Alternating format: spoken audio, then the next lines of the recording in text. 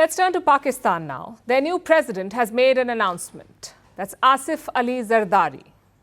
As president, he is entitled to a government salary. That's around $300,000 per month. That should be his salary. But Zardari says he won't take it. Why? Because Pakistan's economy is going through a tough time and Zardari does not want to burden the treasury. So noble, right? A selfless act by a dedicated leader. Well, think again.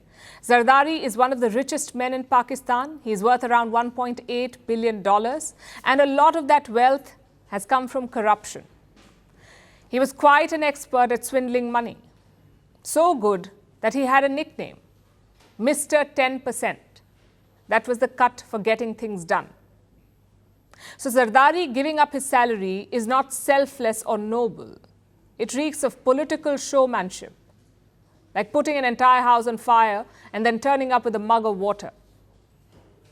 I hope Pakistan's people don't buy it.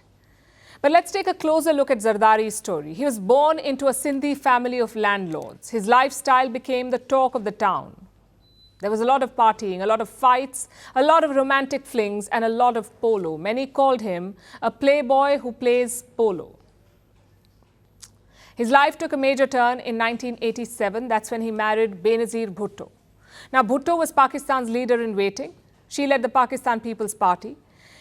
And as she claimed power, Zardari entered politics, first as Environment Minister in 1993 and then as Investment Minister until 1996. And during this time, Zardari was neck deep in corruption. His rivals called him Mr. 10% because he would take 10% kickbacks from government contracts, hence the nickname.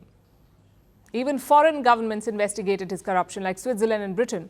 At home, he was put in jail for 11 years. And if you know Pakistan politics, you know that that's a long time. 11 years is a long time because usually politicians wiggle out of jail, but not Asif Ali Zardari. His crimes range from corruption to extortion and murder. Now that same man is the president of Pakistan. So there's nothing to celebrate about Zardari's latest decision. Forget giving up his salary. He should be paying ordinary Pakistanis for putting up with him. But PR stunts aside, how is Pakistan's economy doing? Pretty badly. A team from the International Monetary Fund, or IMF, arrived today.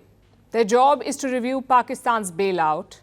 It was agreed last year. The IMF is supposed to disburse $3 billion to Pakistan.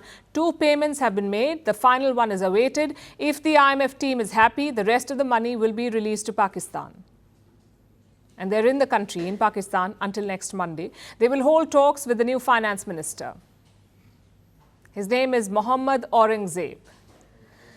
Now, this appointment is very important because Mohammad Aurangzeb is a political outsider. He's a career banker, studied at the Wharton School of Business, worked in international banks like Citi and JP Morgan, headed Pakistan's biggest commercial bank, HBL, and now appointed as the country's finance minister.